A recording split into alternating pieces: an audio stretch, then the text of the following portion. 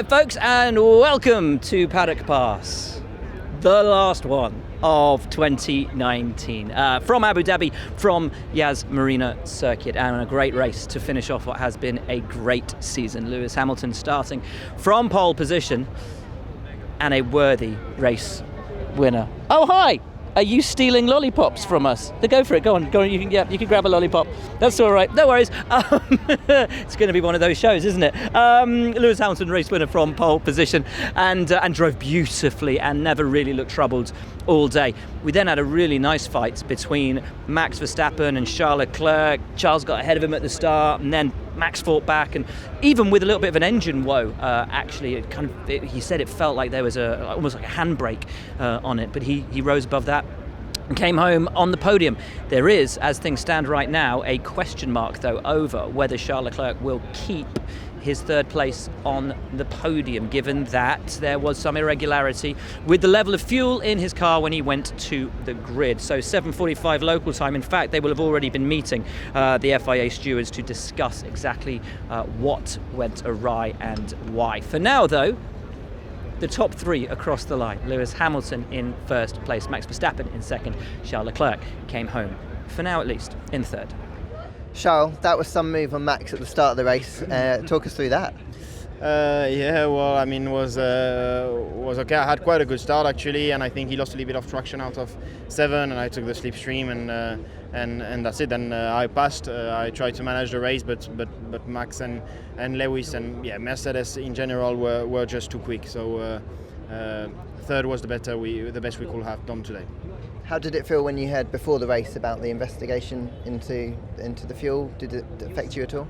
I didn't know yet, but no. At the end, it's like this. And even if I would have known before, you need to do your job. And I don't know what's going on, so I'll ask more details to the team. We're pretty happy with that way to finish the season? Yes and no. Very happy to finish the season with a podium, but when you see the gap between Lewis and ourselves, we can't be too satisfied either. But when I'm looking back, 7 poles, 10 podiums, and 2 victories, I will have never expected that in my first season with Ferrari. So on that, I'm happy. There's been progression, there's been highs and there's been lows, and I've definitely learned a lot from the lows. And now my big target for next year is to learn from all the mistakes I've made this year and to come back stronger for 2020.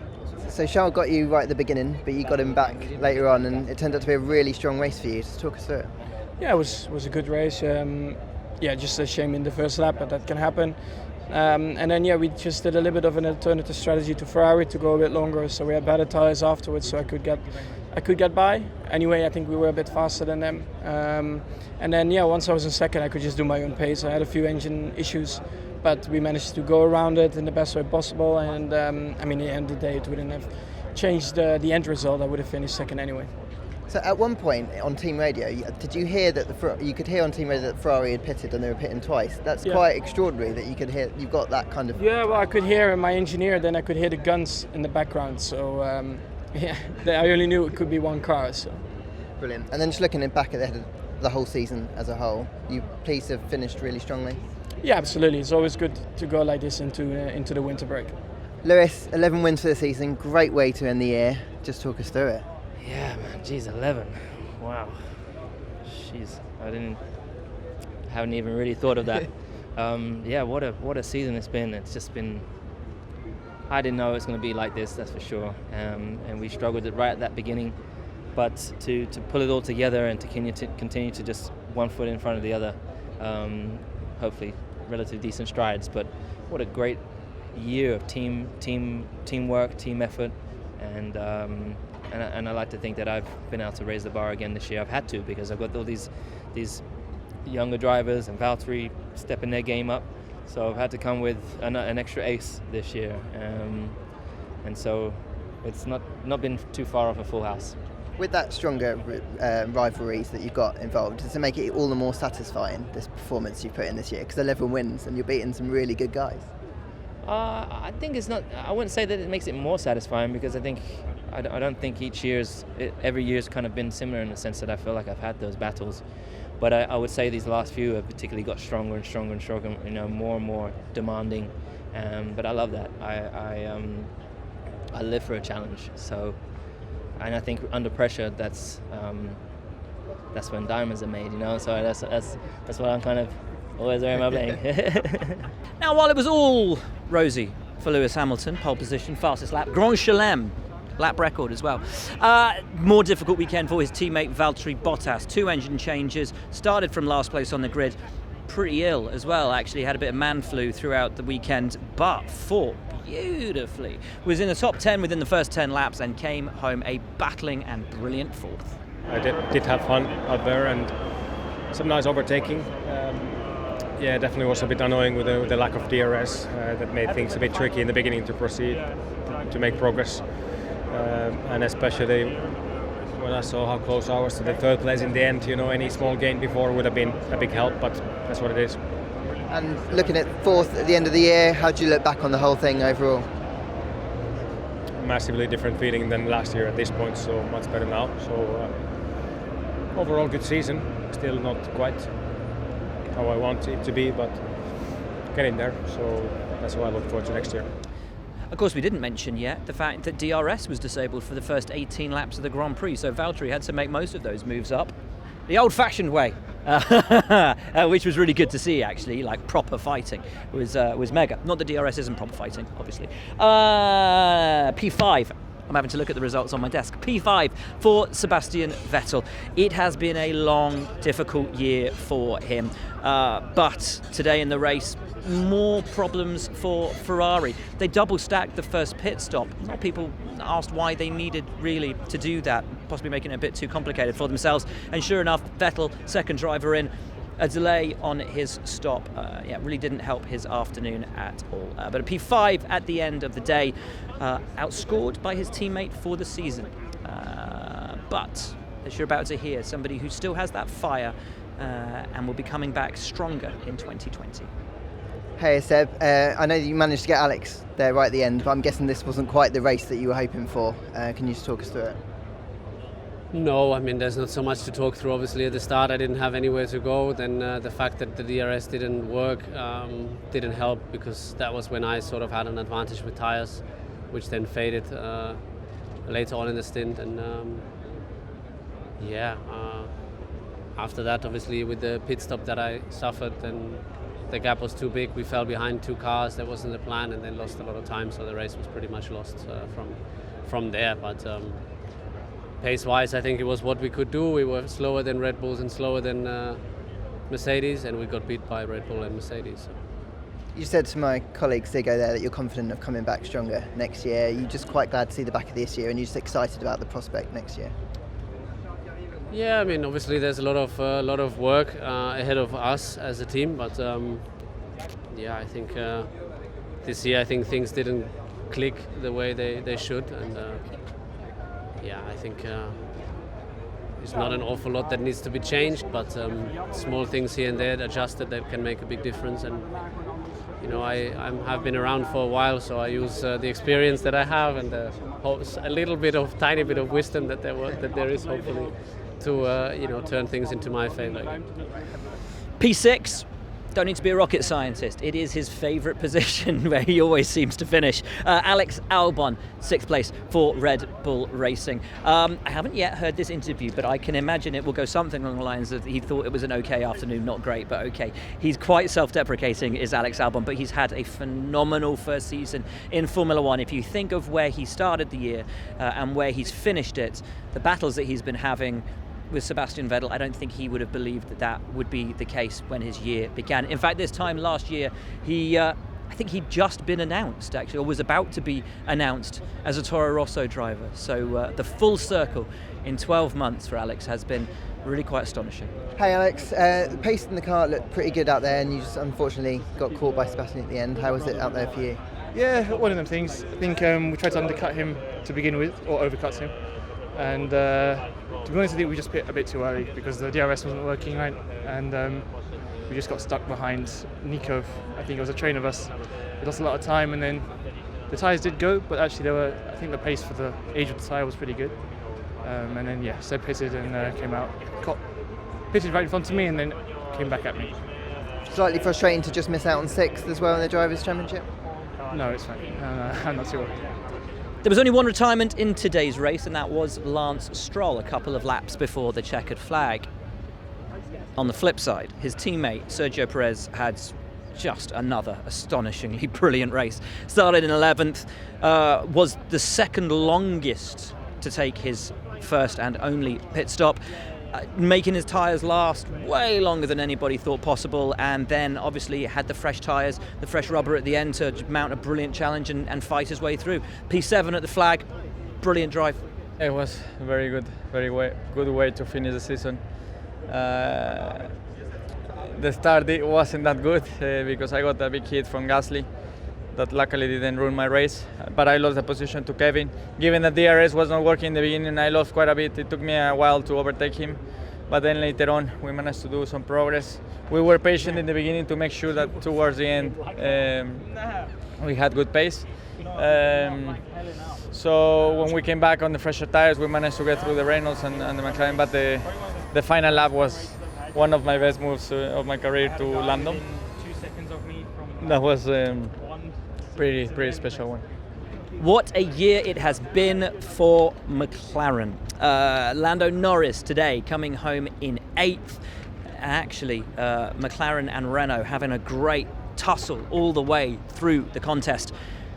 Crucially, on the very last lap, Carlos Sainz nipped through for P10, in so doing securing for himself 6th place in the Drivers' Championship, and that is just a phenomenal achievement from him, from the team. I think really one of the good news stories of 2019, one of the most positive stories when you look back 12 months to the state McLaren was in to where they are now. It's been the most incredible turnaround. Lando P8, Carlos P10, that point giving Carlos 6th in the Drivers' Championship.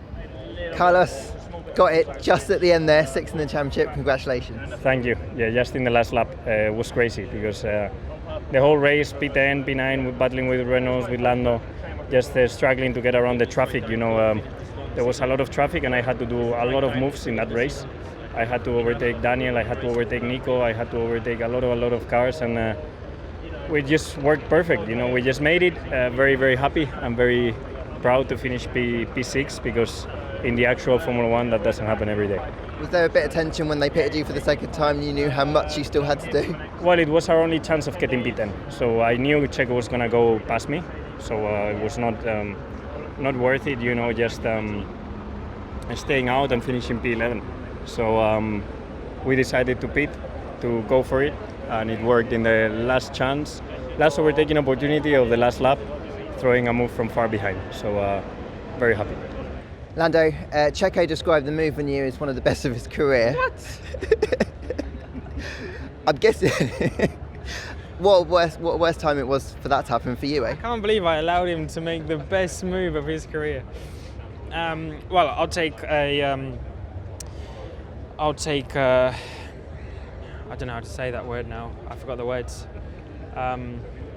Was like a part of it, you know. Credit. That's it.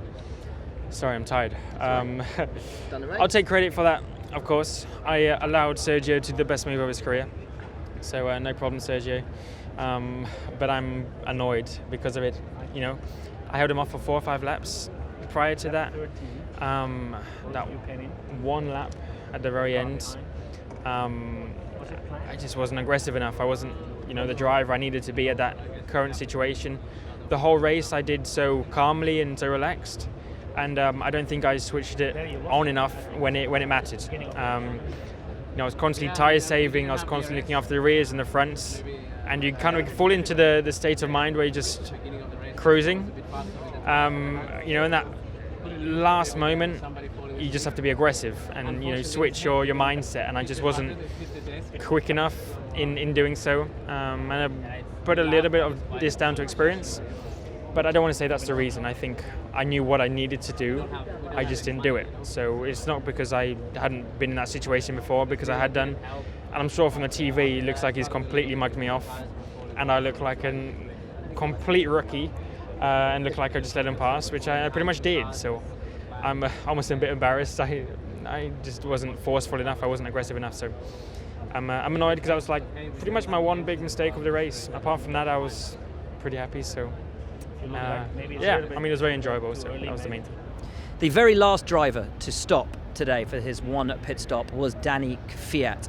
He couldn't quite rise up the order as far or as fast as Sergio Perez, but for a while it looked like he could, and Renault were starting to get a bit worried with neither of their drivers scoring. Had Daniil Kvyat finished in 6th place, he would have had those 8 points, which would have taken Toro Rosso to the same score as Renault, but with the 2 podiums would have given Toro Rosso that 5th place in the Constructors' Championship. Ultimately not to be, but a brilliant drive from Kvyat, a brilliant season from Toro Rosso. Gasly had a horrible day, having taken contact down there at turn 1 in an altercation with Lance Stroll, but Kvyat on song, probably one of, if not his strongest season ever in Formula 1. Danny, that was some stint early on to kind of put you in a position to get points today. Just talk us through that mega race. Yeah, it was one of the best stints of my life, to be honest. Pushed in quali every lap, and actually it was really quick and consistent. So I'm really happy to sign off the year with a nearly perfect race, I think. Lately, a couple of races, it wasn't coming towards me, but now finally, to sum it up, it's the race I wanted to close this year with. We touched on it briefly. Neither Renault in the points today. Gian Ricciardo in 11th. Nico Hulkenberg in what may well be his last ever race, coming home in P12. Not the way they wanted to finish the season, but things can only get better for them into 2020. Nico, so close to getting points for your final race. What happened? We didn't see it on the telly. What happened in those closing stages? Yeah, I was just DRS'd. I mean, I was on the one stop. And unfortunately most of the race I was in Lando's dirty air, and that was pretty hard on my tires, and at the end my tires just died. I couldn't hold on to the pace and just lost lap time, lost a lot of traction, leading onto those long straights. That's pretty penalizing, and he just hunted me down in DRS, so unfortunately missed half a lap there to get that point, but nevertheless I feel it was a worthy final race. It was certainly giving it all and enjoyed it, actually, I can say, although it was not too spectacular, but felt good to be in the fight, and to be fighting for something, for points. I think in hindsight, going to Q3, maybe not the best thing, having to start on the soft. I think the people from 11 onwards, you saw they had a bit of a different strategy, obviously, and that paid off in the end, but that's it. Hi-ho, and take that for now. I'm glad you enjoyed it. What were the emotions when you crossed the line? No, it was, kind of happy, relief. It's all over. When everybody does hit on you and then does put it in your face, last race, this, that, sometimes it does get to you. So I was happy. I did a, good job in the last attempt. Everything went to plan, not like last year. I was happy to finish the race in style, and, felt good with myself about the performance. That was important for me to finish in this way. Now, just relieved. Looking forward to give everyone a cuddle back in the garage and grab a beer. And so to Alfa, and on the back of that brilliant weekend in Brazil, couldn't quite repeat it here. The pace deserted them. Kimi Räikkönen 13th at the flag, Giovinazzi 16th at the flag, and a disappointing way to end what at times has looked to be a very promising season. Yeah, it was a little bit better than, let's say, the rest of the weekend and the qualifying, but still just not enough speed. I could see them and got closer to that points position on one point, but then in the end they kind of fall off a little bit, but we tried what we could. Frustrating end to the year because it started off so strongly, really, didn't it? Yeah, I think the first half of the year, we were more on points, but I don't know if it was really, we could have done better. There were some races like Monaco, Barcelona, those places we struggled even on those times, and then obviously the second half, like the beginning of after the summer break, we had a good speed, but for many different reasons we didn't really score points, and then we struggled as a team a bit lately, apart from Sao Paulo. So we just try to learn a bit more in next couple of days in testing and go from there. And to Haas, a team that will be only too glad to put 2019 behind them. P14 and P15 for Kevin Magnussen and Romain Grosjean. Yeah, just put this one in the skip. It's been a tough race. I think Friday afternoon the crash with Bottas compromised a lot the race. because we only had one floor and we did all the practice with that one, so we had to change the spec and revert back to another one that we know. But yeah, anyway, it was always going to be tough. I think I need to work on the start on my side. It's been a big weakness of mine this year. So yeah, if we world qualified next year, I want to have some good starts. But is it just quite glad to see the back of this car, I suppose? Yeah, sort of. Which brings us to Williams. Another difficult weekend and another team that will want to put the woes of 2019 behind them. It wasn't the fairy tale return to the sport that Robert Kubica or his legion of fans would have wanted, but he can hold his head up high for even making it back this far. We will hear from him for one last time. Robert, how was that last race for you with Williams and maybe in F1? It was okay. There was a bit of a wheel-to-wheel battle first with George in lap 1. We touched. He overbraked into turn 5 and went straight, and we touched there. Or just he touched me. And then with Jovi, we touched quite heavily, and I damaged quite a lot the floor, all right-hand side. So last 35 laps has been very difficult. Was it an emotional weekend for you? Until now, no. maybe it will come, bit of emotions once everything will finish. But yeah, let's move forward, and that's how it is. So that is your lot from Paddock Pass for 2019 and from this last race of the season. 21 rounds. It has been a long old season. It has been exhausting, but it has been great fun. We've had some incredible races this season that will last long in the memory. Lewis Hamilton, now a 6-time Formula One world champion. What can he do in 2020? Can anybody mount a challenge to him? I think we've seen a new version of Valtteri Bottas this year, a phenomenal challenge to Lewis. I think that Ferrari have looked good on occasion, but they have made mistakes, and they will want to iron those out if they want to mount that challenge to Mercedes into next year. But as Mattia Binotto has said to us on a number of occasions, they are still a young team. Sounds mad, doesn't it? They've been around for the entire history of the sport, but they are still a young team. They are still learning. They are still making those mistakes and ironing out those creases. And into next year, you would think, learning from the mistakes of 2019, they will be back as a force to be reckoned with, and possibly even the force to beat. And what of Red Bull? What of Max Verstappen? A brilliant year for him. Team leader, taking 3 victories. 3 brilliant race victories actually for them and for Honda. That relationship gelling and coming good. We've got the potential for a brilliant fight next year. And what of that midfield fight? How close can McLaren get to the pack? Can someone come out with something amazing that completely breaks the sort of the paradigm of what we think Formula One is? It's as always, when we look back on the year, Formula One doesn't stop, because we just are looking towards next year. Testing starts in a couple of days' time here. It is relentless. It does not stop. For now, though, we will have a short break, a small break, gather our breath, our thoughts, and get a bit of sleep. Thank you so much, folks, for following along. Thank you for all of your comments, all of your views. They do mean the world, and we do this for you. Enjoy the break. Enjoy the winter. Happy holidays, and we'll see you in 2020.